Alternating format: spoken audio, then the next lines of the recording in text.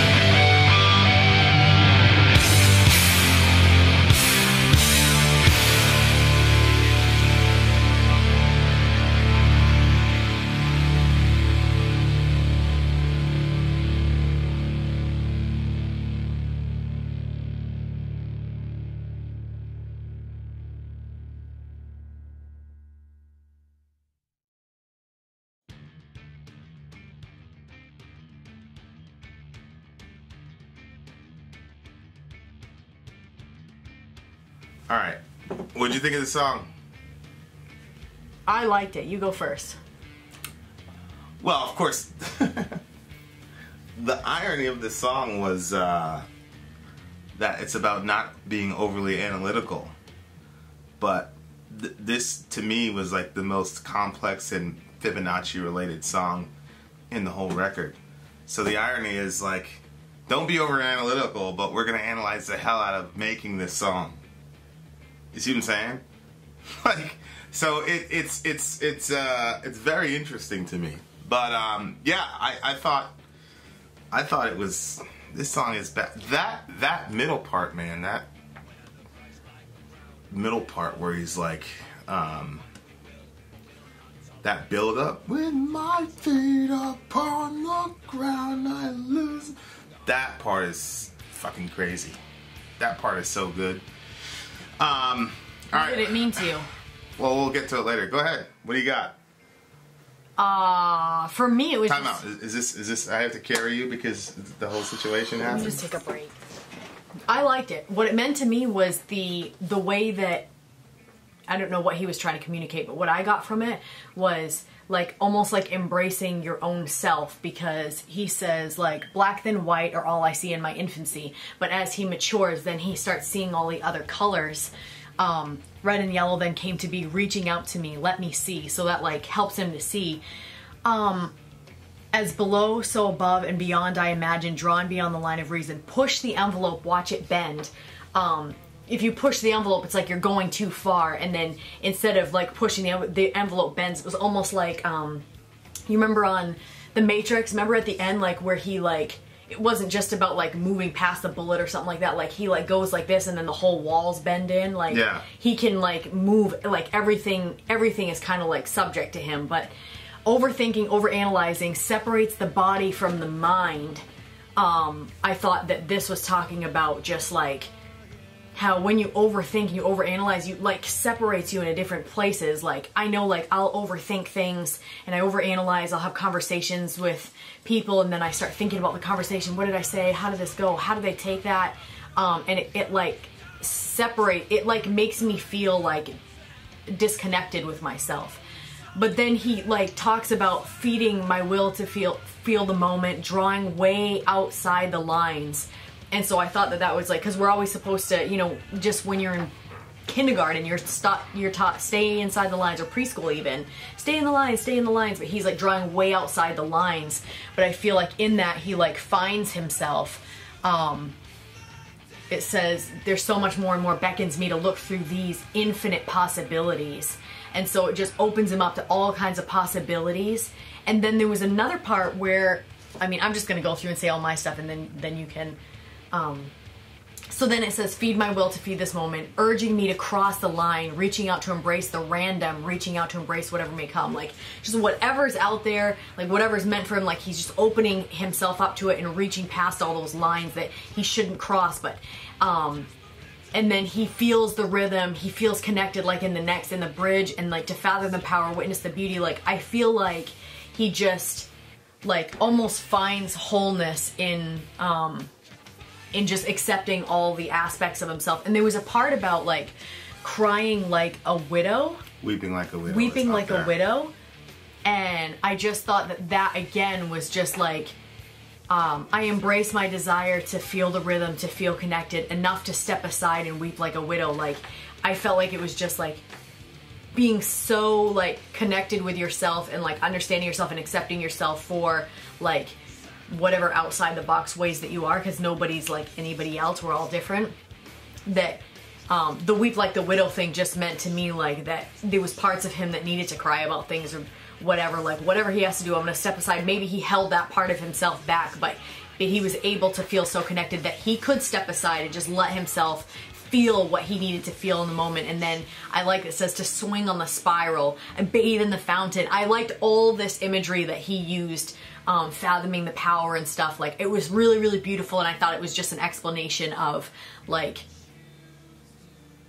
just experiencing who you're supposed to be as a person, still be a human of our divinity and still be a human. Just like really, really cool. And I the spiral out part I really liked, because he was just like, okay, like the thing about the Fibonacci spiral is that he's saying spiral out, but it's still within some order. Like, it's not spiraling out into like nothingness and going off wherever. Like, there's a spiral, and I think it, like, you know, either direction, you know what I mean, the multi-directions and stuff. I don't know, I just think that it's totally embracing it and spiraling. Yeah, I just liked it. Yeah, it's interesting because the grudge starts with maintaining control and the desire to the need to maintain control, and then as the record goes on, this is sort of like, going off into randomness, embracing the random, reaching out to embrace the random, reaching out to embrace whatever may come. So it's going into the unknown, because once you give up that sense of control, and now you don't know what to expect, you don't know what's going to happen, you don't know whatever, and like he's hit that point, or the goal of the song is to hit that point where you can do that without having to control everything, because coloring in the lines is kind of like manage everything. And yeah, it's a good point about the spiral, especially when you talk about the Fibonacci spiral, if that's what he's referring to, because it's in something as small as a shell, but it's also as large as a galaxy. But there's still some order to it. And I think that's, Peterson talks about the necessity of order and chaos to work simultaneously. But you gotta have enough trust that there's some order out there somewhere, so that you don't feel the need to control it. Because if you don't feel that there's some sort of order somewhere, then you're going to say, oh, I need to control this. But when you let go and step outside of what you already know and swing on the spiral, that's where inspiration comes, and that's where you can be honest with yourself emotionally. Weep like a widow, probably a reference to his mom. His mother wasn't a widow, I don't think, but the husband wasn't there for her. Like, I'm pretty sure that, because in the song Jimmy, it was when he was 11, and he went to go live with his dad, which means that they were no longer together. So, like, it's about, black and white is all you see in your infancy, which is kind of like you, right? Like, you kind of, the world was very, very simple to you. Like, I don't know, 10 years ago. Things were just extremely yeah, very black and white. Yeah, and there was. But it's cool because he says red and yellow, because people always say, oh, there's a gray area. well, gray area is just black and white together. Right. Exactly. So I like how he said red and yellow, because that's cool, right? Because instead of saying brings us brightness. Yeah, this is gray is just a boring combination of black and white. But when you have red and yellow, it's like, whoa, okay, the world is, you know. I think Wizard of Oz was the first, you know, major motion picture that had color. Yeah. And so when she, really? Yeah, so when she goes into Oz, it was this big moment in movie history. It's like, what the fuck? Look at this shit. Yeah. And you can imagine like being colorblind, and then being exposed to the world of, you know, red and yellow. But I do think, like, when you think about, oh, this is a gray area about any given topic, that line is like, what if you're looking at the whole thing the entire wrong way in the first place? Like, you're trying to look for a gray area when you should be looking over here at the red area or the yellow area. Why are you just looking at the gray area? But people who think, here's the irony of it, people who are good with the gray area truly believe that they're like really open-minded and free-thinking. And this has like been a running like discussion in the entire process of like this concept of being open-minded and all the rest of it, and you know, I'm not going after anybody. It's just a matter of like self-awareness here about, okay, like, we think that when you're operating in the gray area that you're like a badass and you're thinking outside the box. And I think this song is challenging you to be like, okay, forget about the gray area. Like, what if you're looking at the entire fucking thing the wrong way? Or like with the Matrix, right, where it's like, whoa, he's a bad motherfucker, look, he's dodging bullets, and it's like, what if he could stop the bullets? Which is like that's the red and yellow area, right? Where you're just like, I'm not dodging these bullets anymore, like, phew, get out of here. Right. And like, it's a really, like, the song is really, really challenging you to like open your mind, like really, really open your mind and figure stuff out. Did you notice where it said red and yellow then came to be reaching out to me? Right. So it makes you wonder, were the red and yellow reaching out to him, but he just couldn't see it? Or did he only see it when they began to reach out? Yeah. Yeah, and it's I think that there are situations, or there are people that represent red and yellow in your life that that make you see life in a more multicolored in a different way than you did before, and you're kind of you can't go back after you run into that situation. You know what's interesting too, it says red and yellow, and like, you know how green is like a calming and blue is calming, but red and yellow are kind of like emergency, like whatever, like that's how it feels when you go from black and white to like seeing red and yellow. It's cool, but at the same time it is a bit alarming. Yeah, that's true. It is true.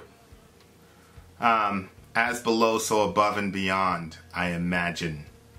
Drawn beyond the lines of reason. Push the envelope, watch it bend. That's, and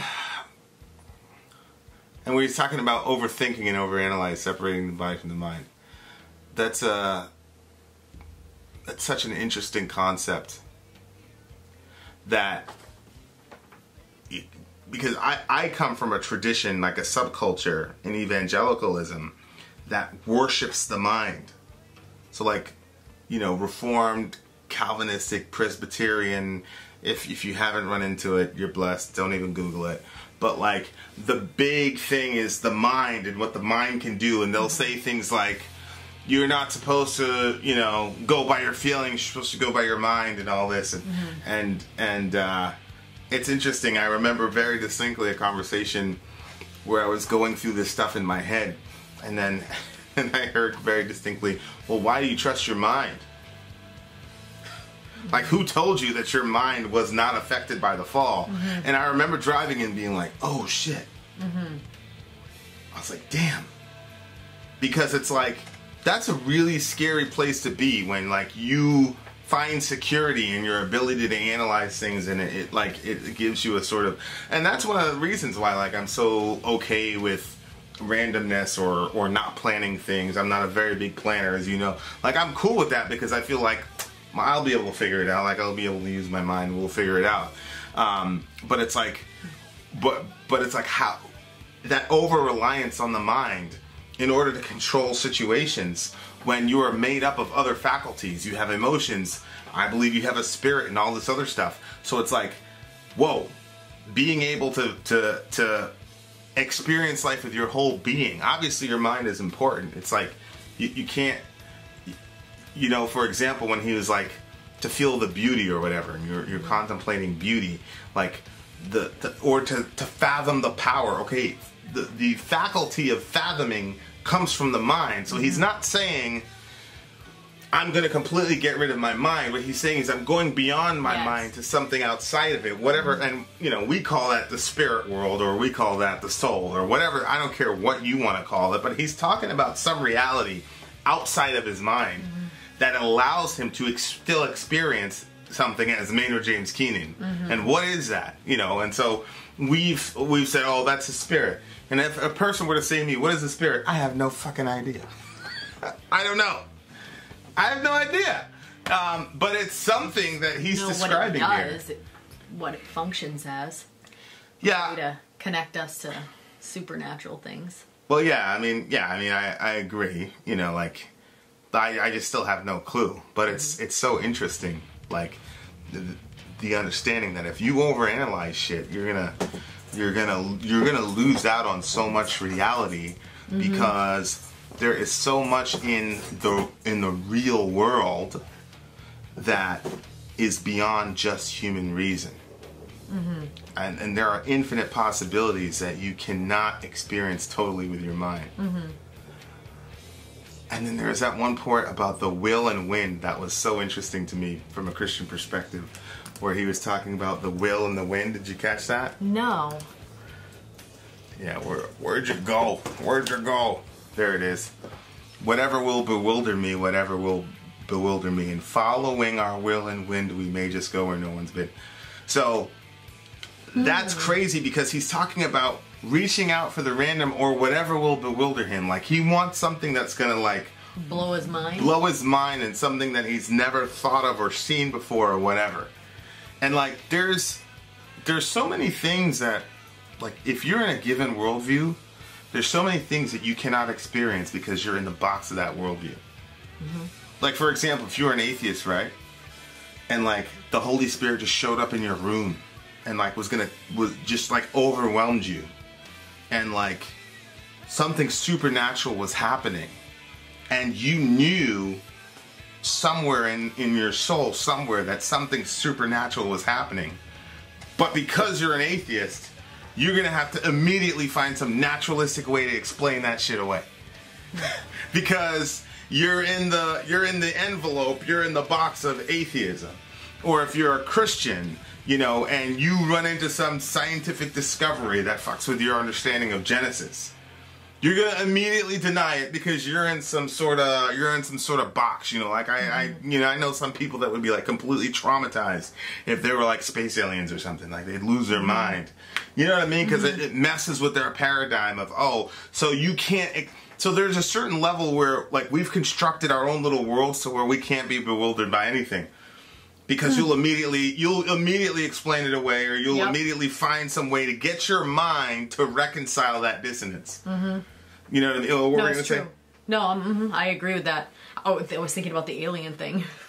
Because I remember the first time that we had that discussion where you said something about like, something about aliens came up, and I was like laughing, and I was like, there's no such thing as aliens, come on. And then you were like, how do you know? How could you even know something like that? I remember that. I said, how could you say that? And then I'm like, what? And then like, I gave you my explanations of why I didn't think that could actually exist. And then you were like, yeah. And then at the end I was like, yeah, there's really not anything really. Then I thought of conversations that I had with people where I thought, man, this person's a fucking idiot. You know, when they were talking about aliens. But then when you think, yeah, I mean, how do we know? And who the hell am I to think that it just so happens that my planet is the only one that's inhabited, you know? Like, I happen to be on the one lone inhabited planet in all of... It's just ridiculous, but it is a possibility. It's still weird to think because they make such silly movies about it. And aliens, I can't take them seriously. You know, the way they look and like what people project them as. So it just looks like it's just a. But how do we know there's not something else out there? I'm about 98% certain, as certain, almost as certain as I am that Jesus rose from the dead, that there are aliens in or what we call it. Like I don't see how it's possible that there wouldn't be. How is that still possible? Weird to hear you say it. How is that possible? Look how vast the fucking universe is. I know. Look at our galaxy. I know. I know. 50 trillion stars in the galaxy. Like, no other life forms anywhere else. Yeah. It's just it's just a vast empty parking lot. Like, there you go. Boom. I know. It doesn't really. Yeah. That doesn't make any fucking sense to me at all. But anyway, my point is, like, you might believe in we are having that conversation tomorrow. Oh no. For sure. I'm hoping I never get invited back to this function. Stop it. Don't say that. I think my epidermis will handle that. But yeah, but he's talking about like that moment where, like, okay, I'm gonna be open to anything. Like, I'm truly gonna be open to anything. So whatever scientific, whatever spiritual, whatever's there, like, I'm going for it. It's gonna happen. Like, boom, I'm gonna do it, and we may just go where no one's been. Mm-hmm. Like, yeah, like, I mean, human beings are, from any perspective, relatively young in the cosmos.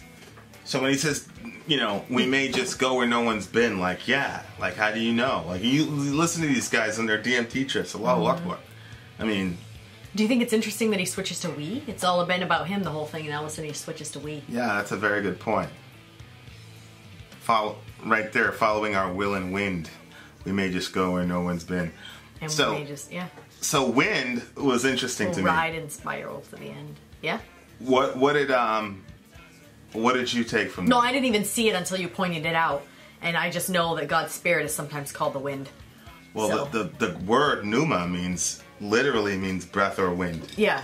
So, like, pneumonia. I mean, so it's just an interesting line. Like, following our will and wind from a Christian perspective is like, that's where all the adventure is you have a will for sure, and then you're following the Holy Spirit, who's like the wind, and he is characterized as this like wild person that you can't put in a box. And Jesus says the wind blows wherever it wants, and you don't know where it's going and where it's coming from. So is everyone born of the Spirit. Right. It's like the Holy Spirit's sort of like the wild one in the Godhead. Like, you know, he's got the like, hey, we're going over there. We're gonna just wreck shop over there, and what's gonna happen? Not gonna. You'll figure it out when you get over there. Move, like. Right. And like when I'm like really operating in that from that perspective, like life is really crazy. Like when you go, when you listen to those impulses, like as a Christian, it's like unbelievable. It's like, go talk to that guy. What? Go buy that person. Like, it's just very like, it's a crazy world, because you literally may end up in some. I remember one time I was at a park, and he goes, go talk to that guy. And like, there's that passage, I think it's Matthew 5 or Matthew 4, and it said that the Holy Spirit drove Jesus into the wilderness. Like, he was like dragging him into the wilderness. It's a crazy picture. And it was kind of like that type of moment where he's like, remember that. Go sit by that guy. And I was like, well, didn't the fact how you even got to the park, didn't God tell you like it was time you had to leave the house? Yeah, like he's like, you gotta go, like right now. Like, and I felt almost like I think I described it like I got like shoved out of the house. Yeah, I remember you saying that. And like, it was a crazy situation. I remember just sitting there, and I was like, what am I supposed to do? I'm just sitting in the park, and he's like, go talk to that guy. So I went and talked to the guy, and for like an hour, and then he pulls down this tattoo, and he goes, you see what this is? And I'm like, nah, bro, I mean, what's that? And he proceeded to tell it's like a Nazi tattoo, and he's in this Nazi biker gang, and he's like, and here you are, some black guy talking to me about Jesus, da-da-da. Well, turns out the guy had a past with the Bible, and so he kind of knew some of the Bible, and he had, obviously stuff had gone down in his life, and he had done things that he couldn't undo, and all this other stuff, and it was just a crazy conversation. But I just remember just being like, because he was like, what are the odds? But it was just like, going where no one's been. Like, I had that experience because there's never been a time when a black dude went and sit and talked to him, especially after he showed the tattoos, so it was just it's just a crazy spiral out, keep going, like spiraling out. Like, it's like, to me, it's like just continuously expanding yourself and being open to whatever the truth is. You know, because I think your point about the Fibonacci sequence is so important, is that it's like going into that unknown, but there's still some order to it. There's still order and there's still intentionality to it. And so for me, spiraling out is about, I'm going to go wherever the truth takes me. And it's, you know, I take the correspondence view of truth. So whatever corresponds to reality, that's where I'm going. And whatever you do in the spiraling, like, it's when you realize that spiraling is all over the universe, like, once you connect yourself to it, you're somehow going to find yourself connected with everything. It's mind-blowing to me that this math and this ratio is all over the universe. Like, literally the universe. Yep. And I just gotta say, I just... How? Just, well, it's consequence of worldviews, right? Like, and I want to have this, and I've had this, you know, Peter and I had this conversation. Peter's kind of like agnostic, and Ron, and you know, and you know, maybe, how do you have an actual mathematical equation and an actual ratio in a universe that began in a complete random perspective with no intentionality or forethought whatsoever? I don't know. It's very, very hard for me to, you know, like when we look at the Fibonacci sequence and the syllables, like everybody's like, whoa, Maynard's a genius. Right. That's nothing. Because he was copying a pre-existing mathematical formula that's in nature. Right. I do think he's a genius for being able to do that, but probably the person that came up with that formula initially is probably the real genius. True. Yeah, Fibonacci discovered it, but isn't that crazy? Like, you discover something, so now it's yours. That's like, crazy. what the fuck? Like, so now we're calling it the Fibonacci sequence, as if he wrote the sequence. You just discovered it. Like, you didn't invent that sequence, you discovered it, but we attribute it to him. Like, yeah, but I bet why do God we does do that? too. Maybe God does too. No, God doesn't do that because he's the one that makes all I know, but maybe he's like, what, the guy's name was Fibonacci? Yeah, well, it wasn't really Fibonacci. That wasn't his name. It was something else, but I was going to say, but maybe when, like, God's, you know, the Father's talking to the Spirit, he's like, oh yeah, Fibonacci, he's the one that caught up on that one. I wonder who's, you know, he's like, you know, because there's all kinds of, like, secrets hidden in the universe. Like, well, yeah, it's the matter. It's the glory of God to hide a matter, and that's the glory, what I was trying to think. I and couldn't remember it. The glory of kings to find it out. Right. No, I understand it, but it's just this very curious. Yeah, no, I hear what you're saying. State of human nature where something is, to me, obvious as that is there, and we just attribute it to Fibonacci or Maynard or Danny Carey, and we go, those guys are brilliant, okay, for discovering a mathematical equation and applying a mathematical equation to music, but the author of the mathematical equation doesn't completely exist. Non-existent. It's hard for me. Curious. It's hard for me to reconcile that. You guys know that I'm a thinking person, you know? So, but yeah, spiraling out and oh man, this song. But this is a trouble I have with the record, because now this song is my favorite song. Yeah, oh yeah. You know what I mean? Like, I was listening to the other song. Oh, that's my favorite song. Oh, The Grudge is my favorite song. Yeah. Oh, this, you know, There's like, a lot of favorites in here. this is like song after song after song on this record is like, I could literally give a 5-hour conference on this song by itself. Oh, I know you could. I literally could. And you'd have to cut it short to do that. It is so amazing. It's such an amazing, amazing song. And he even talks about to swing on the spiral of our divinity and still be human. That's a lot of shit in 3 lines. Think about that. Because we are divine at some level and human at some level. Yep. You know, and like the furthest reaches of what it means to be an image bearer of God. Like, that's a serious question. Because aside from Jesus, he was like 100% God, 100% man. But like, think about, like, I believe we're all created in the image of God. And when we act like him, we're representing him on the earth. So out of all the billions of us that have ever been there, Jesus aside, there is somebody that maximized reflecting the image of God at a level that nobody else has done. And like, when it says, we may just go where no one's been, like for me it's like, how do you know that you couldn't be the guy that could beat that guy? And like image God at a maximal way, in a way that's never been done before. Like, you know what I mean? Like, it's unbelievable. Like that thought that you have a spark of divinity inside of you. And Jordan Peterson was talking about this. He's like, Jordan Peterson's not a Christian. He's like, I don't know about this stuff, and I don't know about this Bible stuff or whatever. He's like, but that Genesis 1 image of God stuff seems to be, there is something there. And he can't really put his hand around it. But he's like, there is something there. There is like a divine aspect of the human nature. So like, and Maynard's putting it together of somehow spiraling out to being divine, but still being human at the same time. And how do you do that? And what does it mean? And to me, like, to be divine is to be human, in the sense of we're the most human we are when we're imaging God properly. Like, maybe go ahead.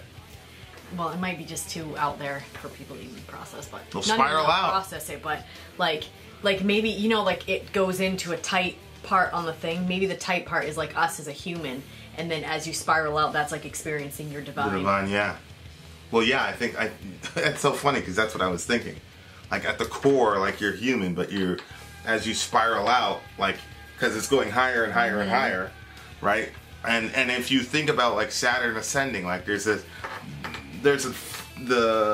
theme of the record is just about ascending and going higher and higher. So you're going round and round and round, but out as you're going around. Yeah. It's pretty crazy.